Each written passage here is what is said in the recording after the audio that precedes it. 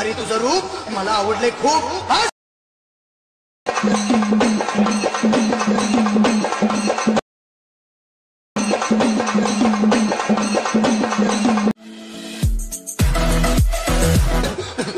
भारी तुझं रूप मला आवडले खूप।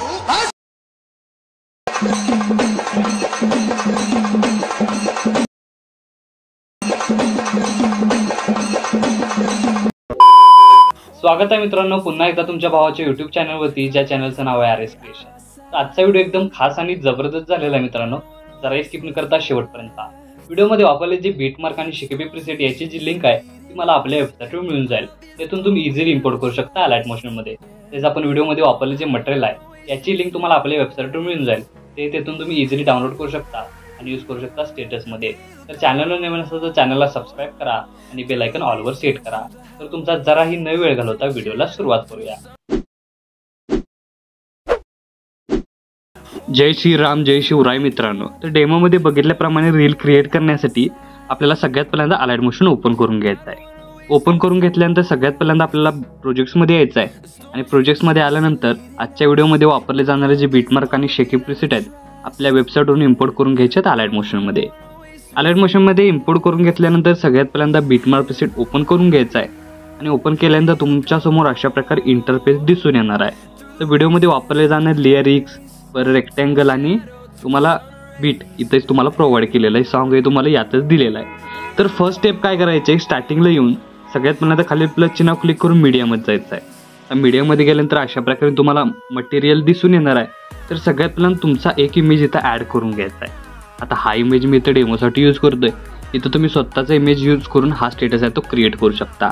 आता इमेज ॲड करून घेतल्यानंतर सगळ्यात पहिल्यांदा या इमेज लेअरला फुल स्क्रीन करण्यासाठी वरती 3 डॉटला जाऊन फिल कंपोजिशन एरिया या ऑप्शनला क्लिक करायचं आहे आणि या इमेज लेअरची लेंथ आहे शेवटच्या बीटमार्कपर्यंत अशा प्रकारे वाढवून घ्यायची आहे।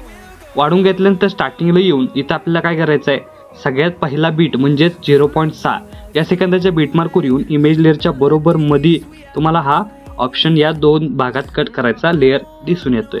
तर सिम्पली तो काय करायचा, लेअर अशा प्रकारे कट करायचा आहे। बघू शकता इथं सिम्पली लेअरला आल्यानंतर त्या ऑप्शनवर क्लिक करायचं म्हणजे 2 भागात लेअर आहेत त्या कट होऊन जाणार आहेत। त्यानंतर बघू शकता इथं आपल्याला काय करायचं आहे की 1.4 ते 4.22 या सेकंदाचा एकच बीट फक्त हा मधला करून घ्यायचा आहे। म्हणजे फक्त काय होणार की याला एकच इफेक्ट आपला बसणार आहे। त्यानंतर 4.22 पासून प्रत्येक बीट आपल्याला 2 भागात कट करून घ्यायचा आहे। म्हणजे याचं युनिक असं कॉम्बिनेशन तुम्हाला इथं दिसून येणार आहे।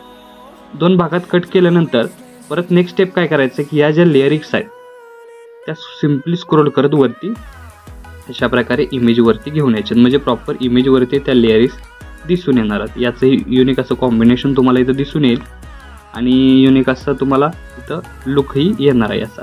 तर ह्या तिन्ही लेअर आहेत त्या बघू शकता अशा प्रकारे आपण वरती घेतोय। आता वरती घेतल्यानंतर जी ब्लॅक PNG म्हणजे आपली जी ब्लॅक PNG आहे जी ब्लिंक होते ती आपल्याला इमेज वरती घेऊन यायची आहे। इमेज वरती घेऊन आल्यानंतर आता या प्रत्येक इमेज लेअरला आपल्याला इफेक्ट द्यायचा आहे। त्यासाठी हे सुरुवातीचे 4 इमेज आहेत ते आपल्याला सेट करायचे।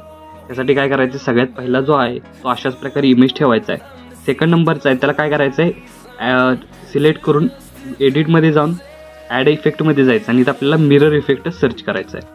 अशा प्रकारे तुम्हाला मिरर इफेक्ट मिळून जाईल, तो आपल्याला ॲड करून स्टार्ट सेटिंगवर ॲड करायचा आहे। म्हणजे इथं बघू शकता पहिला इमेज अशा प्रकारे, सेकंड नंबरचा मिरर, थर्ड नंबरचा आपल्याला काय करायचं हा जो -180 डिग्री रोटेट करून घ्यायचा आहे। रोटेट करून घेतल्यानंतर जो 4 नंबरचा आहे तो आपल्याला काय करायचा आहे -90 डिग्री रोटेट करायचा आहे। त्यानंतर वरती 3 डॉटला जाऊन फिल कंपोजिशन एरिया या ऑप्शनला क्लिक केल्यानंतर अशा प्रकारे फुल स्क्रीन होणार आहे आणि त्यानंतर मूव्ह अँड ट्रान्सफॉर्मेशनमध्ये जाऊन फक्त आपल्याला हा सेट करून घ्यायचा आहे। म्हणजे 4ही इमेज लेअर सेट झालेले आहेत।